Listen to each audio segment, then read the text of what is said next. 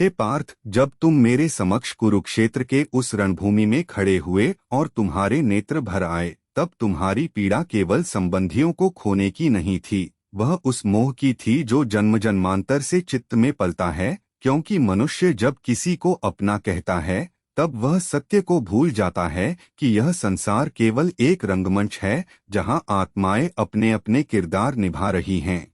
और जैसे ही समय की वेला समाप्त होती है, पर्दा गिरता है और सभी पात्र लौट जाते हैं। यही सत्य मैंने तुम्हें तब बताया जब तुमने कहा कि मैं युद्ध नहीं करूंगा, क्योंकि वह युद्ध केवल बाह्य नहीं था, वह तुम्हारे भीतर चल रहा था, जहां प्रेम और कर्तव्य, मोह और धर्म, करुणा और निर्णय के बीच संघर्ष था। और जब तक यह द्वंद्व शांत न हो, तब तक कोई भी कर्म शुद्ध नहीं हो सकता। और हे धनंजय, यही द्वंद्व केवल तुम्हारे नहीं, हर आत्मा के भीतर घटता है जब वह धर्म के मार्ग पर अग्रसर होता है। तभी मैंने गीता में कहा कि श्रेयान् स्वधर्मो विगुणः परधर्मात् स्वनुष्ठितात्, अर्थात अपना धर्म निभाना, एवं यदि वह कठिन या त्रुटिपूर्ण हो, किसी और के धर्म को अपनाने से श्रेष्ठ है। क्योंकि आत्मा की यात्रा उसकी प्रकृति के अनुरूप ही पूर्ण होती है। और महाभारत की इस अनंत कथा में यही शिक्षा बार बार प्रतिध्वनित होती है।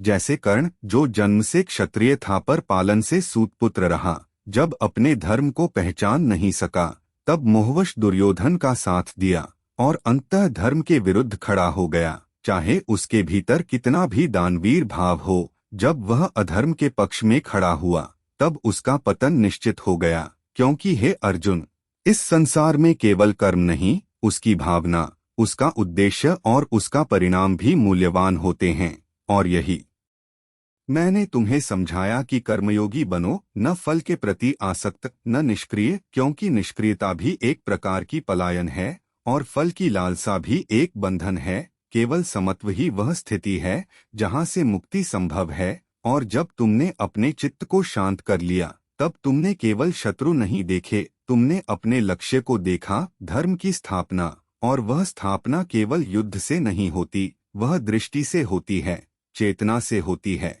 और जब किसी राष्ट्र के नीति निर्धारक, उसके आचार्य, उसके योद्धा और उसके राजा धर्म से विमुख हो जाते हैं, तब ईश्वर को स्वयं अवतार लेना पड़ता है। और यही कारण है कि मैंने उस समय तुम्हारे रथ का सारथित्व किया। क्योंकि एक योग्य धनुर्धर को जब मार्गदर्शन नहीं मिलता, तब उसका सामर्थ्य भी विनाशकारी हो सकता है। और हे पार्थ, इसी कारण यह महाभारत केवल युद्ध की नहीं, वह चेतना के जागरण की कथा है। और जब कोई साधक इसका पाठ करता है, वह केवल पात्रों को नहीं पहचानता, वह अपने भीतर के युधिष्ठिर, भीम, अर्जुन, नकुल, सहदेव, द्रौपदी, कर्ण, दुर्योधन, शकुनी और स्वयं श्री कृष्ण को पहचानता है। क्योंकि यह महागाथा आत्मा की संरचना है, मन के द्वंद्व की कहानी है। और जब कोई अपने भीतर इस युद्ध को जीत लेता है, तभी वह वास्तव में विजयी कहलाता है।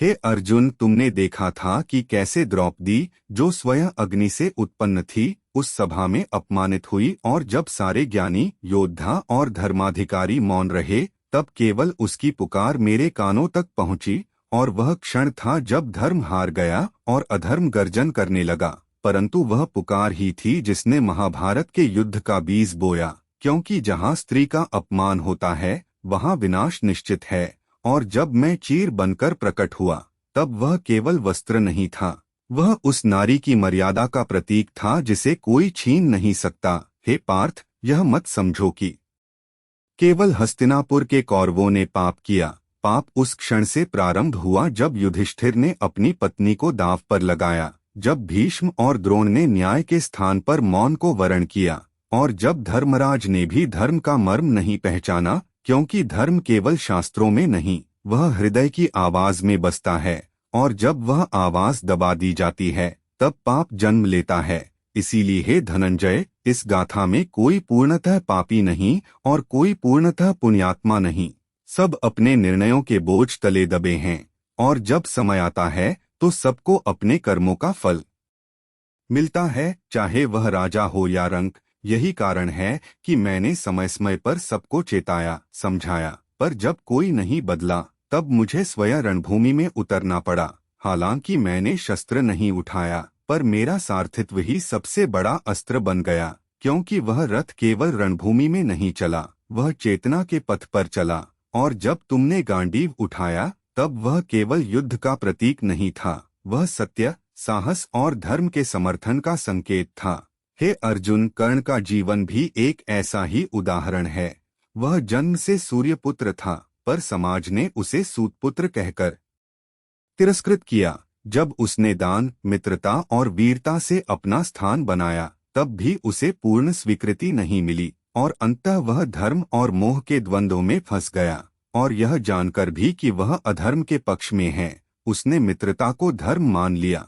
यही उसकी त्रुटि थी, क्योंकि जब धर्म और मित्रता में टकराव हो, तब धर्म को चुनना चाहिए, और यही शिक्षा मैंने दी थी। हे पार्थ, भीष्म जैसा महान योद्धा भी जब प्रतिज्ञा के बंधन में धर्म को भूल बैठा, तब उसका पतन सुनिश्चित हो गया। और द्रोणाचार्य, जिनका ज्ञान अपार था, जब मोहवश अपने पुत्र की मृत्यु पर नियंत्रण खो बैठे, तब उन्होंने अपने अस्त्र शिथिल कर दिए। यह बताने के लिए पर्याप्त है कि मोह सबसे बड़ा शत्रु है, और जब तक आत्मा मोह से मुक्त नहीं होती, तब तक वह सच्चे धर्म को नहीं समझ सकती। और यही कारण है कि मैंने गीता में बार बार निष्काम कर्म का उपदेश दिया कि कर्म करो, पर फल की आसक्ति मत रखो, क्योंकि वह आसक्ति ही बंधन है।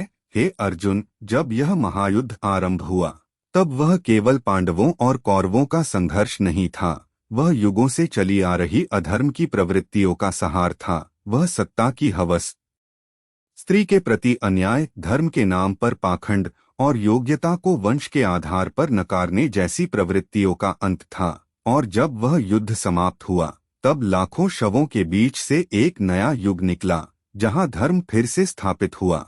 पर यह मत समझना कि वह अंत था, क्योंकि प्रत्येक युग में महाभारत घटता है, हर हृदय में कुरुक्षेत्र होता है, हर आत्मा अर्जुन बनती है, और हर युग में कोई कृष्ण उसे मार्ग दिखाने आता है। हे धनंजय, हे पार्थ, जब युद्ध की घंटा पुनः गूंजने लगी और रथों की ध्वनि से धरणी कंपायमान हुई, तब समस्त सृष्टि ने निःश्वास लिया, क्योंकि जो युद्ध आरंभ होने जा रहा था वह केवल अस्त्रों का संघर्ष नहीं था, वह नीति और अनैति, धर्म और अधर्म, चेतना और अज्ञानता, त्याग और स्वार्थ का आमना सामना था। और यह वह रण था जिसमें पराजय किसी एक पक्ष की नहीं, पूरे समाज की होनी थी, यदि वह समय रहते चेतता नहीं।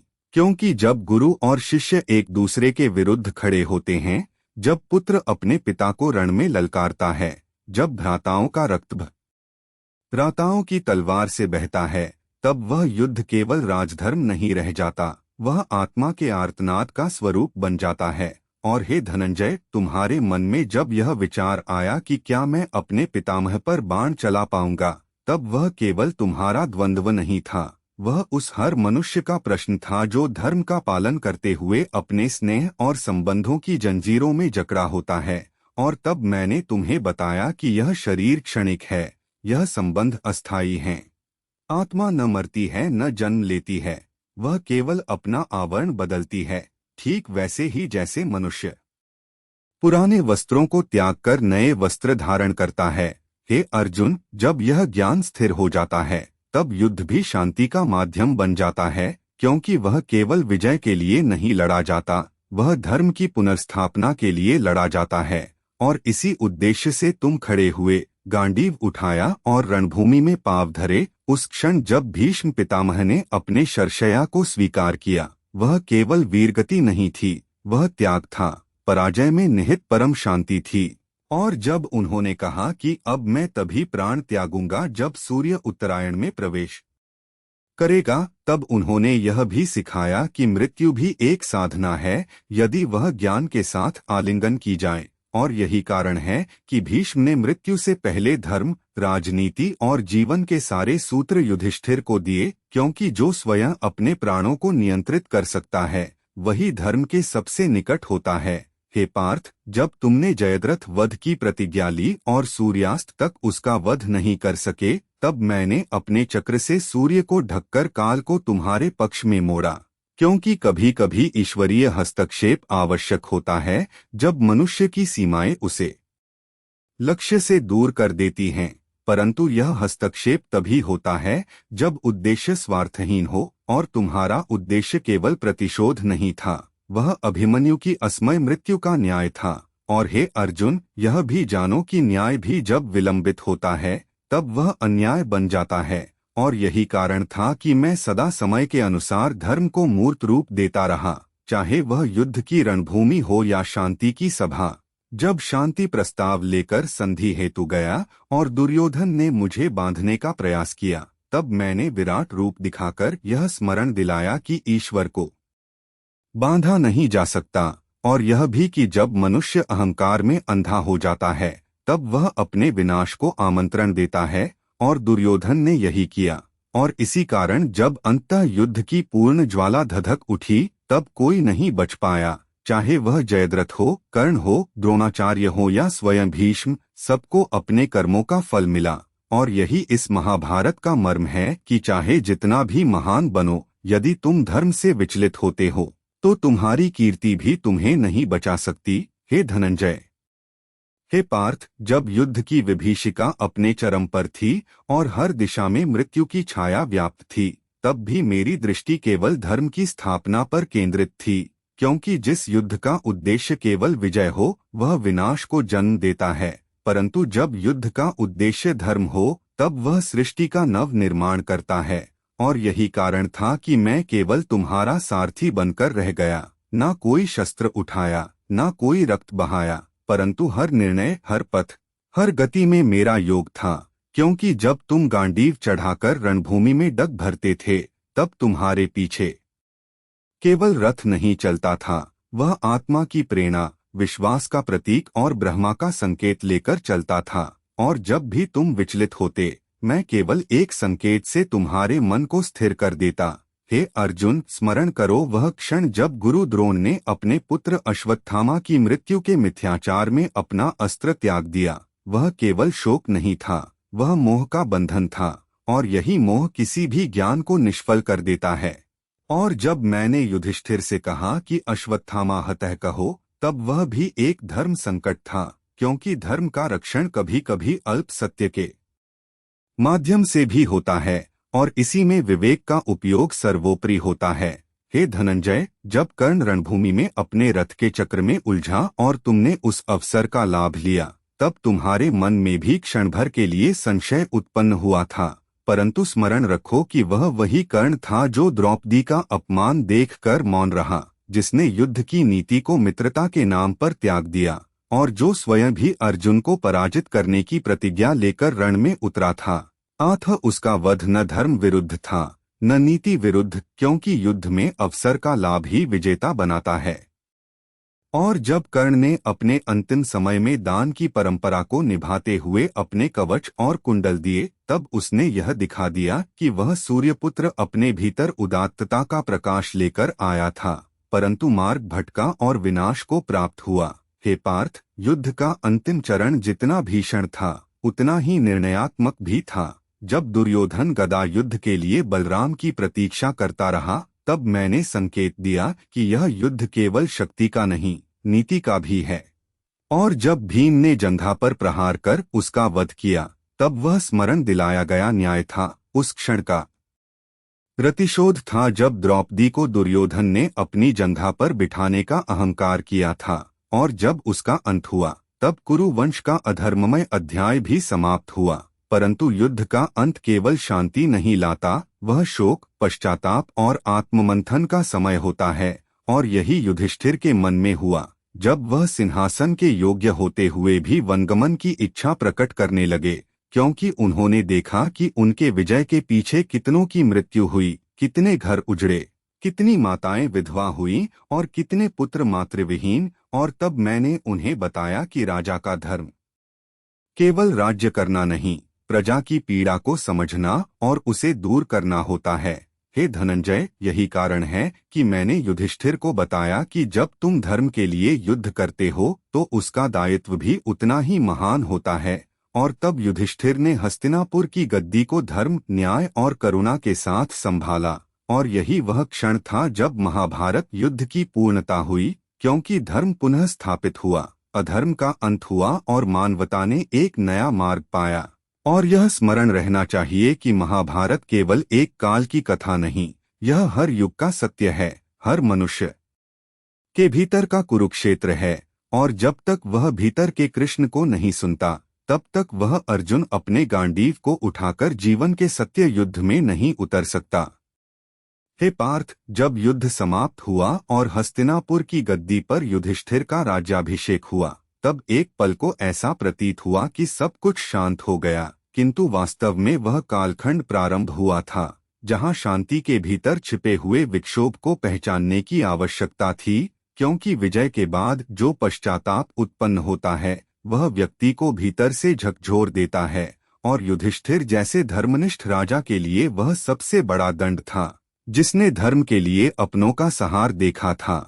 और हे धनंजय, जब युधिष्ठिर ने मुझसे कहा कि हे केशव, क्या इस युद्ध की आवश्यकता थी, तब मैंने उन्हें वही उत्तर दिया जो मैंने तुमसे कहा था कि धर्म की रक्षा के लिए जब अधर्म अपनी सीमाएं पार कर जाता है तब युद्ध आवश्यक हो जाता है, क्योंकि कायरता से शांति नहीं आती, केवल अत्याचार बढ़ता है। और जब मैंने उन्हें राजधर्म का उपदेश दिया तब उन्होंने शांति, क्षमा, करुणा और दया के साथ राज्य किया और हस्तिनापुर को एक बार फिर धर्मराज्य बनाया।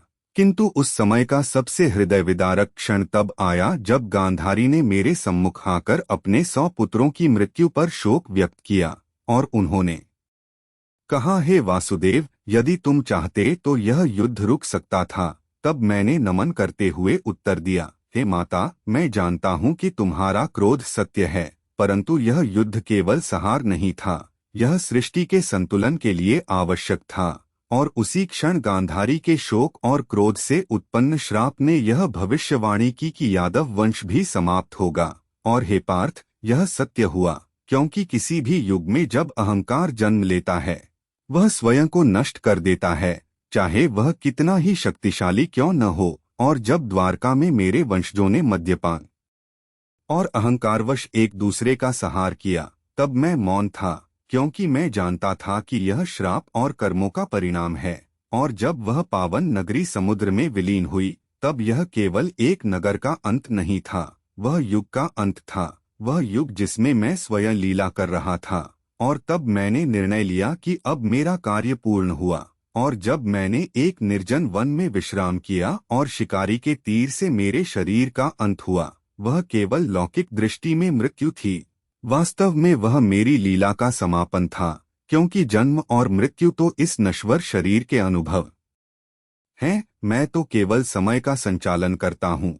और हे अर्जुन, जब तुम मेरे देहावसान की सूचना पाकर द्वारका आए, तब तुम्हारा हृदय भी शोक से व्याकुल था, और तुमने यादव स्त्रियों और शेष बचे लोगों को लेकर हस्तिनापुर की ओर प्रस्थान किया। किंतु मार्ग में ही जब तुम्हारा गांडीव निष्क्रिय हो गया, जब तुम स्त्रियों की रक्षा भी न कर सके, तब तुमने जाना कि वह शक्ति जो तुम्हारे भीतर थी वह मेरी कृपा थी। और जब वह कृपा समाप्त हुई, तब तुम्हारा तेज भी लुप्त हो गया। और यही वह बोध है जो हर योद्धा को समझना चाहिए कि वास्तविक शक्ति केवल अस्त्रों में नहीं, ईश्वर की चेतना में है। और हे पार्थ, यही कारण था कि अंततः तुम और तुम्हारे भ्राताओं ने राज्य त्याग कर हिमालय की यात्रा की, महाप्रस्थान किया, क्योंकि जीवन का अंतिम उद्देश्य केवल भौतिक उपलब्धियां नहीं, आत्मा की पूर्णता है। और जब तुम स्वर्ग की ओर अग्रसर हुए, एक एक करके भाई गिरते गए, तब तुमने उनके पतन का कारण भी जान लिया।